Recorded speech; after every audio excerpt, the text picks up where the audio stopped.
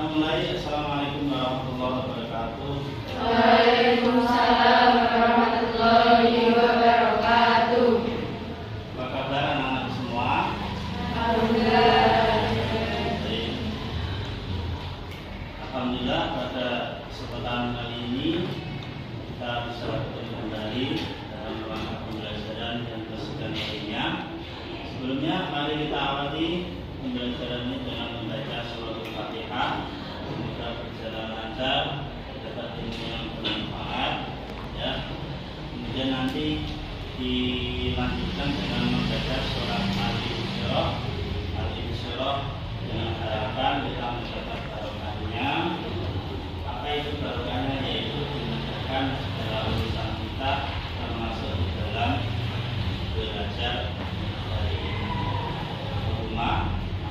Mari kita mulai Al-Fatihah. A'udzubillahi minasyaitonir rajim. Bismillahirrahmanirrahim. Alhamdulillahi rabbil alamin. Ar-Rahmanir Rahim. Maliki yaumiddin. Iyyaka na'budu wa iyyaka nasta'in. Ihdinas shiratal mustaqim. Shiratal ladzina an'amta 'alaihim ghairil maghdubi 'alaihim waladdallin. Amin. Terima kasih. Mari kita membaca surat Al-Insyirah, ya. Masih ingat kalau Al-Insyirah awalnya di mana? Salam nasional. Berapa ayat itu surat Al-Insyirah? Oke, anak-anakku sekalian, pada hari ini kita akan melanjutkan materinya, yaitu tentang berani membela kebenaran. Nanti akan saya sampaikan video yang berkaitan dengan materi tersebut. Kalian bisa menonton, memahami, kemudian bisa menyimpulkan, ya. Selain itu kalian nanti juga bisa mempelajari file buku panduan atau buku paket yang sudah pernah saya sampaikan tentang materi tersebut, yaitu berani membela kebenaran. Atau bisa hari ini kalian juga bisa menonton video-video yang ada di YouTube yang berkaitan dengan materi tersebut juga bisa, karena kalian sudah punya HP semua, terus wifi-nya juga ada, atau mungkin pakai paketan, ya. Kalau wifi-nya lemah, ya bisa pakai paketan. Bisa menonton video di YouTube yang berkaitan dengan berani untuk membela kebenaran. Kan sudah lama tidak ketemu, ya. Karena ada USP 2 minggu, ada apa lagi? Awal puasa itu lagi. Tidak bisa ketemu, akhirnya jarang-jarang ketemu, lupa dengan namamu nanti, ya. Kalau wajahnya insya Allah nggak lupa, tapi namanya itu yang saya sering lupa.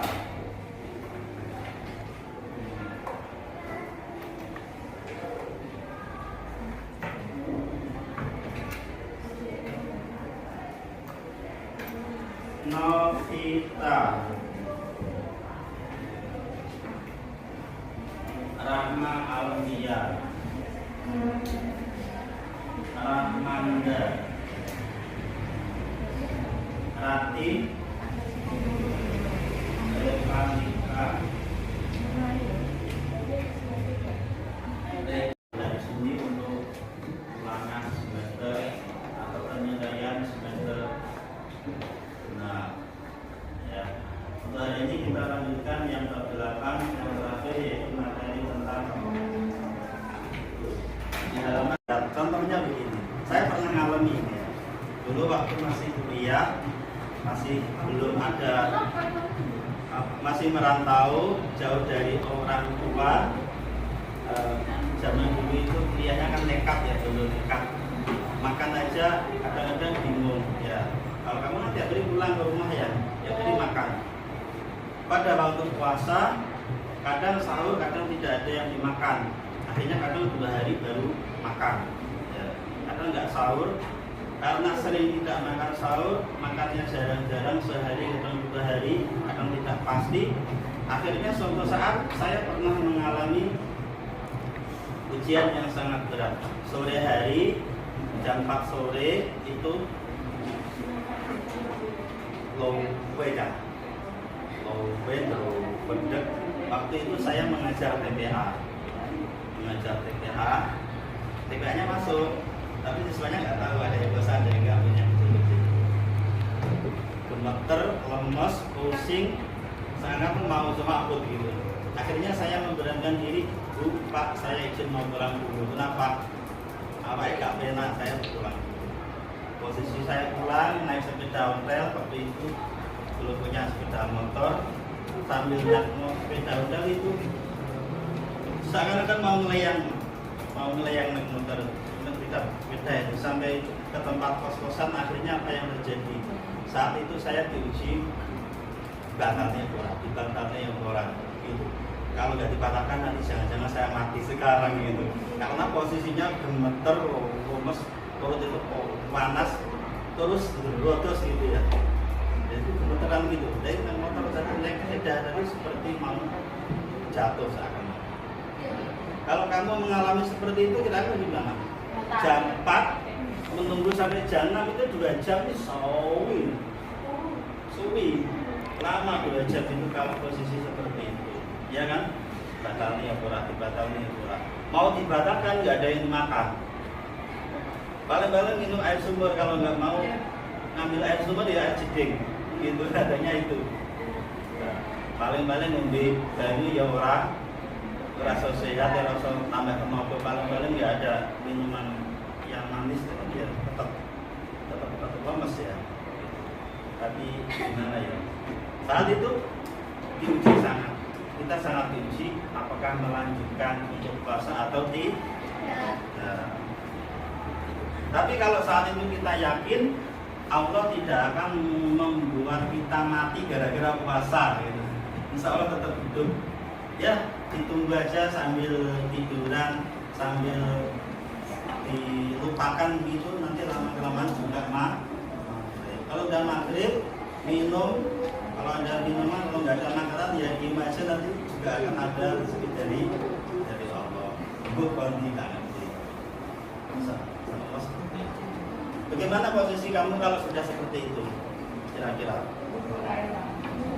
Ngombe air. Dibatalkan apa tidak? Dibatalkan apa tidak? Dibatalkan nanti panganan nanti banyu koi. Uangnya siapa? Nggak punya uang. Hah? Waktu itu pas nggak punya uang lah ya. Kalau kamu seperti itu bagaimana? Itulah saat-saat iman kita diuji, apakah kita tetap mempertahankan kebenaran atau tidak, itu tentunya perlu dilatih. Kalau tidak dilatih, kita setiap menghadapi ujian sedikit udah goyah. Itu ada temennya ngajak ayo kontrol. Nah, kenapa? Aku kan nggak kosong, terus kok sekali-kali. Nah, kalau kita imannya kuat, kita akan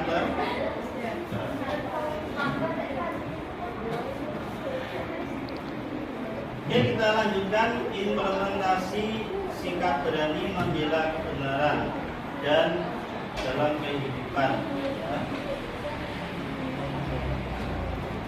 Di halaman 222 ya. Halaman 222.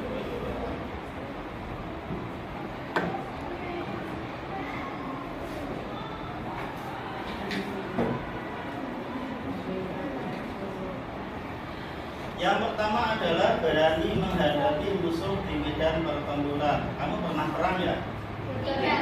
Nah, kita sekarang kan tidak ada perang, tapi mungkin ada peperangan kecil yang harus kamu hadapi. Contohnya apa? Sama beda. Di sini ada yang ikut bela diri, ada? Jangan dua.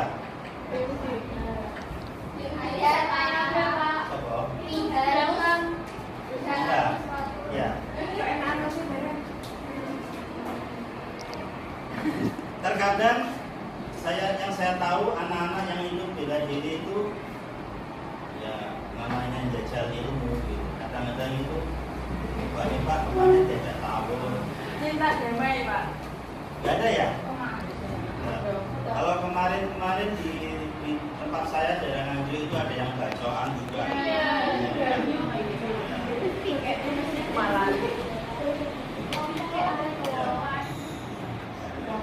Kalau kita sedang posisi benar, tidak mau bertengkar, kemudian teman kita mengajak untuk bertengkar yang tidak pada tempatnya, tidak hanya latihan tetapi sudah membawa senjata tajam misalnya. Apa yang kamu lakukan kira-kira? Apakah diem aja? Apakah melawan sesuai kemampuan kita? Contoh yang mudah, kalau kamu sedang naik motor pulang sekolah, bersama orang laki-laki itu pakai helm, sampai di dekatmu, dia langsung menghadap ke depan, langsung berhenti di depanmu. Wah, dia punya gue gitu. Harap jangkret, harap saya mau jangkret. Ini mau minta apa ini? Misalnya kalau kamu mau diminta motormu, apa yang kamu lakukan? Masa ya monggo? Ya. Masa kamu pasrah gitu aja? Minta bantuan kepada orang lain kalau ada. Kalau posisimu berada di tengah sawah, tidak ada orang. Apa yang kamu lakukan saat itu? Saya ambil, saya bawa lari. Saya buang sawahnya. Kuncinya siapa? Kuncinya saya, Pak. Kalau kalian digeret tuh. Dan nanti godrak melayani orang banter. Oke, intinya itu adalah usaha kamu supaya menyelamatkan diri ya. Menyelamatkan diri karena posisi kamu adalah benar, tidak salah. Kamu harus bisa membela bahwa dirimu tidak ada salah dengan dia. Tiba-tiba kok mau mengambil motormu, itu berarti kamu harus berusaha untuk secara tegas. Bukan berarti terus nggak berani, akhirnya terus mengait di behne. Ya mulai ya di Senin ya bapak itu.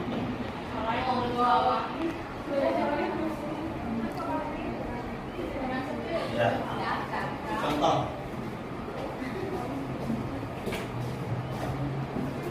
Kita lanjutkan. Ada berani membela kebenaran, berani menghadapi musuh, berani mengatakan kebenaran. Saya kira ini sudah tahu ya. Berani menyimpan dan menjaga rahasia, menyimpan dan menjaga rahasia.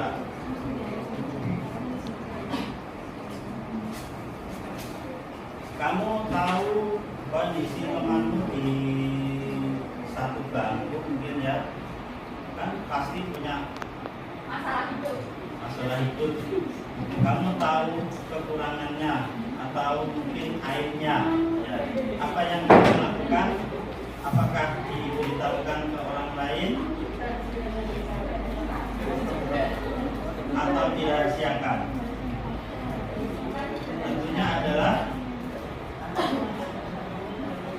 umpamane yang mudah aja, yang sepele. Aku tak pindah bangku ya, mudah-mudahan kok kancaku nang utang.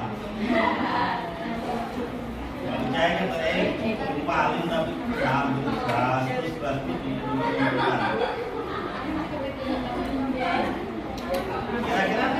Kira-kira kalau menghadapi seperti itu, apakah kamu ngomong apa adanya? Tidak.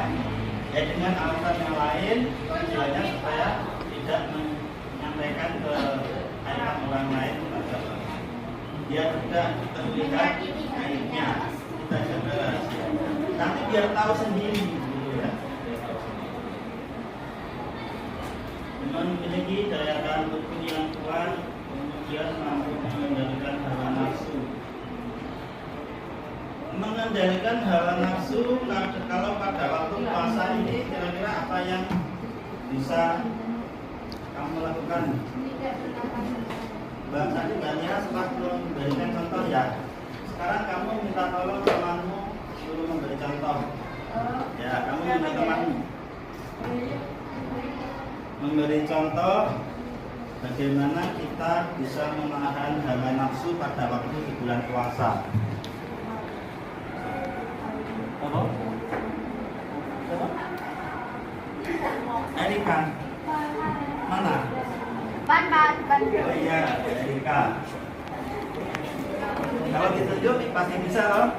Bisa karena kamu sudah memperkirakan banyak kayak iso. Mbak Erika, tolong diberikan contoh bagaimana kita bisa menahan hawa nafsu pada saat puasa. Karena kita harus puasa ya, bahas puasa. Namanya apa? Banyak. Karena hawa nafsu pada saat puasa kita bisa menahan. Namanya apa ini?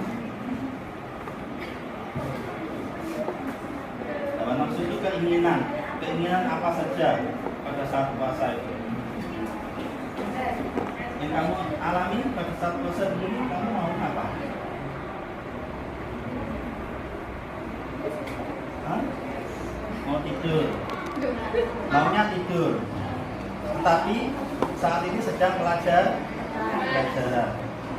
Apa yang kamu lakukan? Apakah tidur saja? Apa tetap mengikuti pelajaran meskipun mengantuk? Pelajaran meskipun mengantuk. Itu salah satu contoh menahan hawa nafsu. Menahan hawa nafsu, keinginan kita dalam rangka untuk melakukan kebenaran. Contohnya kalau kita masih posisi pelajaran, ya ikuti pelajaran supaya kita bisa menegakkan kebenaran. Kebenarannya bagaimana? Saya kira pelajaran dibangga pelan. Gak mungkin Pak izin, kita mau izin mana? Mau tidur Pak, mantap. 2 jam aja ya. Boleh nggak? Itu salah satu contoh menahan hawa nafsu. Mudah. Contohnya banyak, tapi kita nggak usah memberikan contoh yang banyak. Kemudian berani mengakui kesalahan. Ya, berani objektif menilai diri kita sendiri. Kita akan putar video ya. Nanti kita bisa menyimpulkan video dari tersebut barangkali bermanfaat.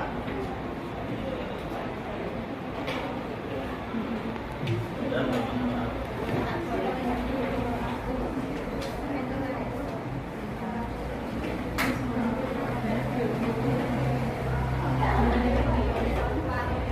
Yang mana? Gerakan. Ada Pak, ada.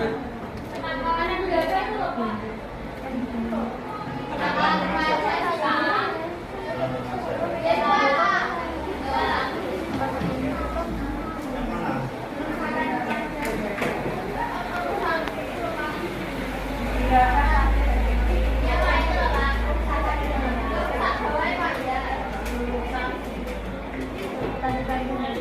Bisa nyala ya? Udah dipakai.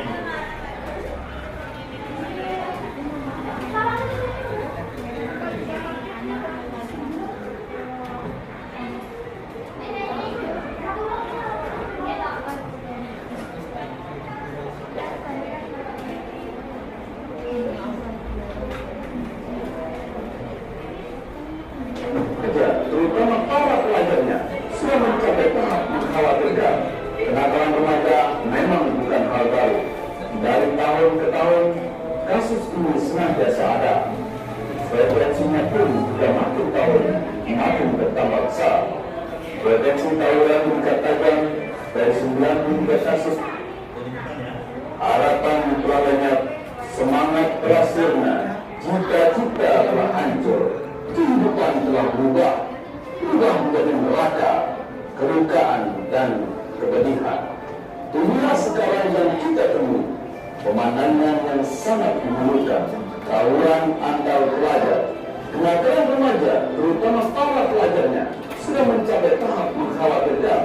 Kenakalan remaja memang bukan hal baru. Dari tahun ke tahun, kasus ini senantiasa ada. Frekuensinya pun juga makin tahun makin bertambah besar. Frekuensi tawuran meningkat tajam dari 93 kasus pada tahun 1995, 1996 menjadi 230 kasus pada tahun 1999. Kompas pada tanggal 23 Februari 1999 memberitakannya. Bahkan menurut data dari Polres Jakarta Pusat saja, pada 1997, rekor untuk kenakalan remaja yang tercatat adalah perkara pelajar atau remaja dari perseorangan maupun kelompok sebanyak 164 kasus. Membawa senjata tajam 1 orang tersangka, pengerusakan bus 10 kasus, dan kasus pengeroyokan hingga meninggal 8 orang tersangka. Mekanisme dan permisif, kenikmatan hidup dan kemudahan fasilitas telah melalaikan para pemuda dan pelajar dalam mempersiapkan dirinya untuk membangun masa depan dan bangsanya. Perilaku sukses, kebebasan bergaulan tanpa batas di kalangan para pelajar telah mengarah kepada perilaku seksual yang berujung pada maraknya tidak aborsi. Penggunaan narkoba, inilah barang penghancur generasi muda. Kecanduan pada barang ini akan menjadi sampah masyarakat. Perkembangannya tidak saja melanda para ABG, namun lebih menyedihkan lagi telah merambah pada anak-anak pelajar sekolah dasar. Dan kriminalitas, kenakalan dan kebingasan para pelajar tidak saja pada tingkat perkelahian saja, namun sudah mulai mengarah pada tindak kriminalitas yang cenderung brutal dan biadab. Kasus-kasus seperti pemerasan, pencurian dengan kekerasan adalah satu hal yang menyedihkan hati kita. Kehancuran demi kehancuran telah melahap mereka. Generasi dambaan dan impian bangsa telah sirna.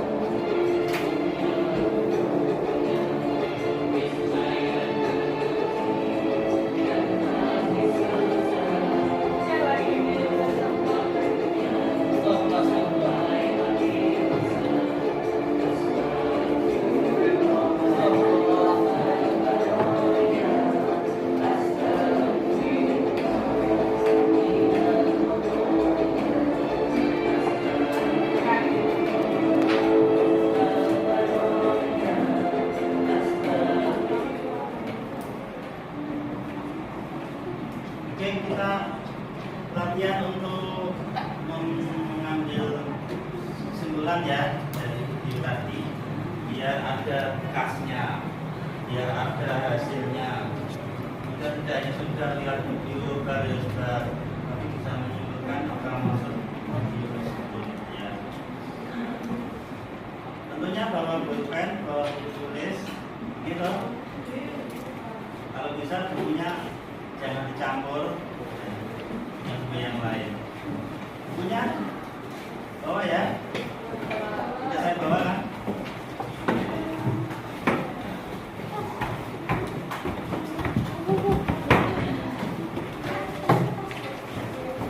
Oke.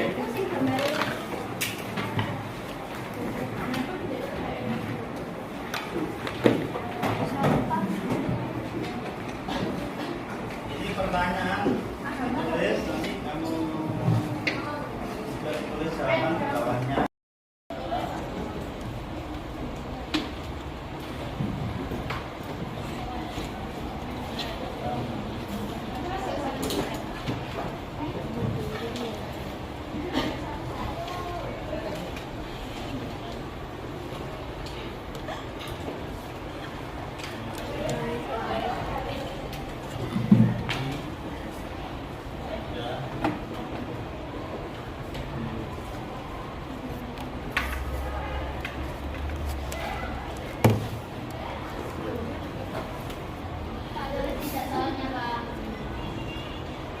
Ya,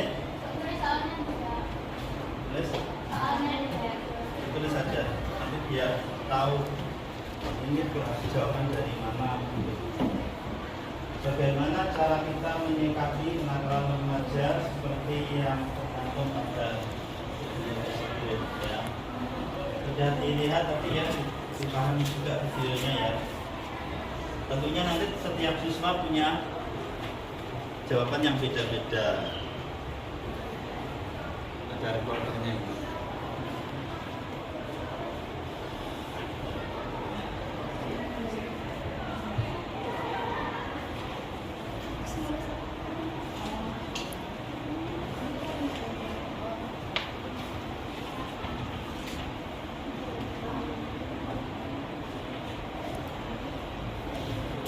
Nanti kita putar ya video selanjutnya, tapi ya secukupnya, kira-kira waktunya cukup.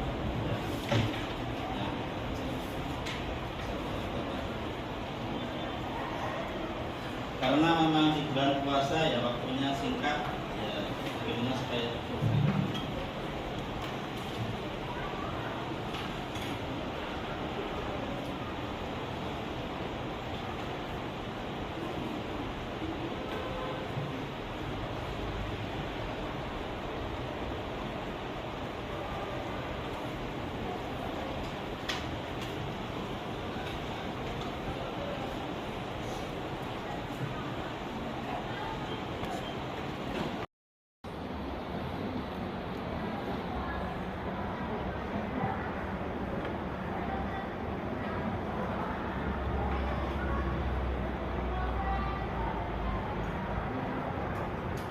Saya beri waktu sampai pukul 11.15 ya.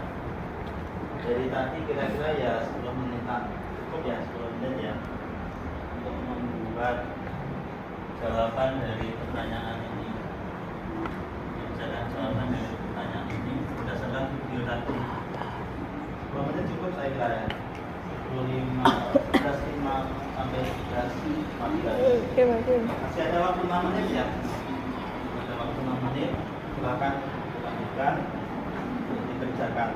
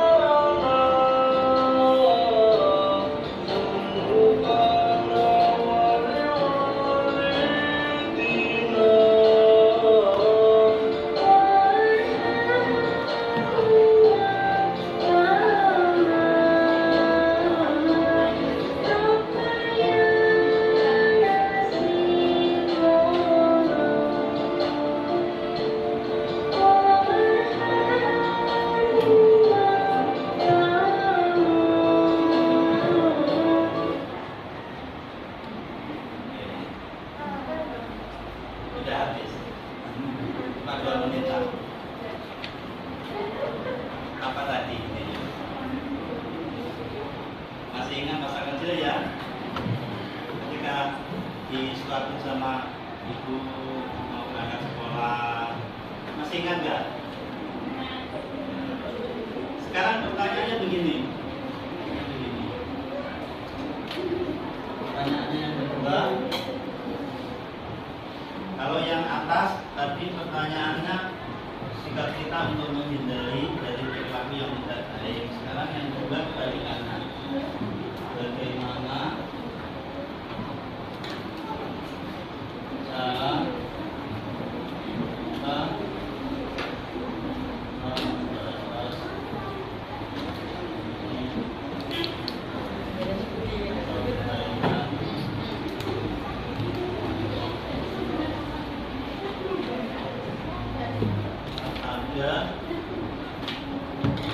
berdua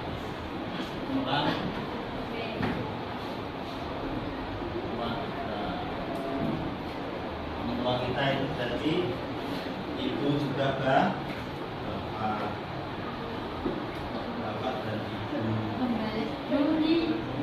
Saya tidak sama bapak, saya sama ibu tadi dengan ibu. Saya tidak dengan ibu tapi dengan bapak. Mungkin ibunya ada yang sudah mendahului kita. Saya tidak dengan bapak ibu tapi dengan nenek. Ibunya beda-beda. Kita beri waktu berapa? 5 atau 10 menit? 5 menit kurang? Atau 10 menit?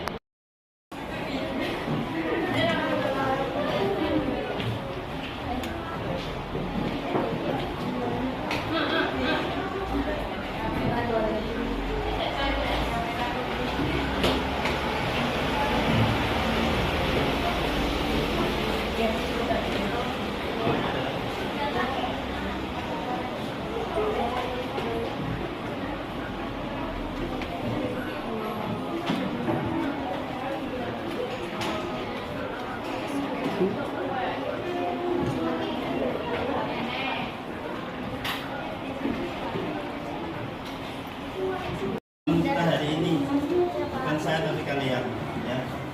1 boleh, 2 boleh, semampu kamu. Semua atau berapa, Pak? Ya seingat kamu, semampu kamu. Ya. Atau bawa buku juga boleh. Tadi yang kamu tulis dibaca juga boleh, monggo. Yang penting menyampaikan apa yang kamu pahami untuk pertemuan hari ini. Monggo.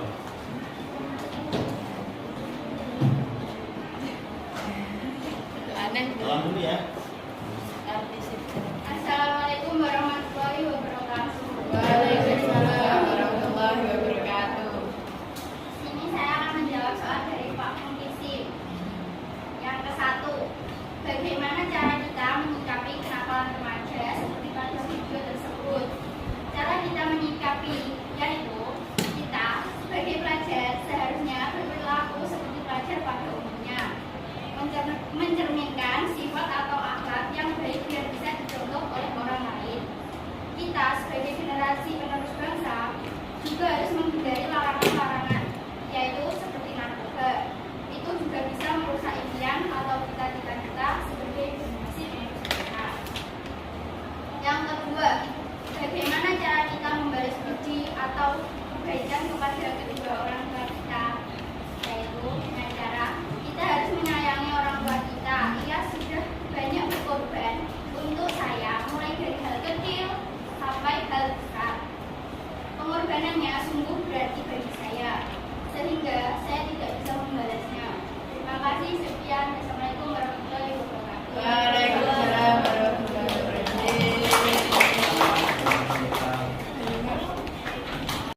Yang saya banggakan, kita tadi sudah mempelajari materi tentang berani membela kebenaran atau sajaah dalam bahasa bahasa Arabnya. Tentunya kalian sudah mempelajari, sudah memahami baik dari video ataupun dari materi buku paket. ataupun dari YouTube yang sudah kalian pelajari tadi, kita pelajari bersama-sama. Oleh karena itu, pada kali ini sebelum kita akhiri ada tugas yang harus kalian kerjakan sebagai wujud pemahaman kalian pada materi. Nanti kalian bisa membuat sebuah video, atau bisa membuat PowerPoint, atau bisa membuat berupa narasi atau teks, atau juga bisa membuat rekaman, ya, rekaman suara kalian yang menceritakan bagaimana kalian membela kebenaran. Kalian berani membela kebenaran itu nanti kami ceritakan dalam sebuah rekaman. Bisa kalian kirim ke WA saya. Semuanya sudah punya nomor saya tuh? Ya. Ya, kalau tidak punya nanti minta. Ya. Mbaknya yang sudah biasa atau ketua kelas, ya, ketua kelas yang biasanya saya hubungi, atau Mas Hakim juga bisa. Pak Soronisa juga sudah pernah saya hubungi. Nanti bisa minta nomor saya, bisa kalian kirim. Kamu bercerita bagaimana pengalamanmu ketika kalian berusaha untuk berani membela kebenaran. Intinya kebaikan dari kedua orang tua kita sangatlah banyak, sampai kita seakan-akan tidak akan bisa menggalah budi yang setimpal dengan kebaikan mereka. Tapi kita tetap usaha untuk menggalah budi semampu kita. Kemudian juga menghindari berbagai macam kenakalan remaja yang tercontohkan di dunia tadi, ya, supaya kita tetap bisa menegakkan kebenaran sebagaimana yang telah kita pelajari pada pertemuan kali ini. Untuk minggu depan nanti seperti yang saya sampaikan tadi, minggu depan di bulan April kita masuk ke bab 9, yaitu menerapkan al-kuliyatul khamsah dalam kehidupan sehari-hari. Ya. Kemudian di bab sebelumnya nanti di bulan Mei, Juninya untuk semester genap atau kenaikan kelas. Saya kira itu yang bisa saya sampaikan. Mari kita akhiri dengan membaca hamdalah bersama-sama.